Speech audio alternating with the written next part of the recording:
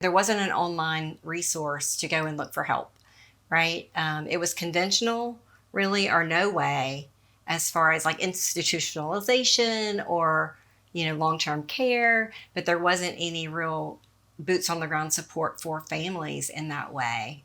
So I can't even imagine what your journey was in that regard. So, why are people so averse to the word trauma? Why are people averse to the word trauma? What do you think, Lori? I think, well, there's a couple of things that come to mind, but it's almost become like a curse word. It has. It's become very difficult to open the door for conversation. And I'd like to understand it better because I feel like as a practitioner, it's the tools in the toolbox to open the door to conversations that need to be had in a shorter period of time because you want to do it with love, caring, and compassion, right?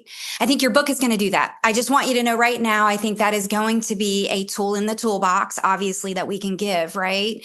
But it's a really, really hard conversation. And it's almost a bowing up for some, a tucking down and a head down for others, as if they did something wrong. Yeah, absolutely. Yeah. As I've been having more conversations with people around the book, something interesting has come up, and I'm so curious what you're going to think about this.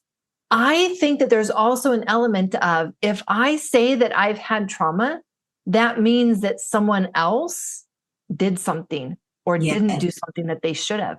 And I have become such a people pleaser. What would they think if I said that experience was a trauma for me? It's, you know what? They might be my parents. They might be my coach. They might be my friend. They might be my spouse. They might be my children. And what would it do to the relationship that I have with them? Or if they've passed, the relationship that I want to maintain with them, the perspective that I want to continue to have of them and their role in my life, if I admit that experience with them was a trauma for me. I think some of it might go into that level of people pleasing and our need to maintain attachment with people that we feel that if we use that word, it might rupture our attachment with them.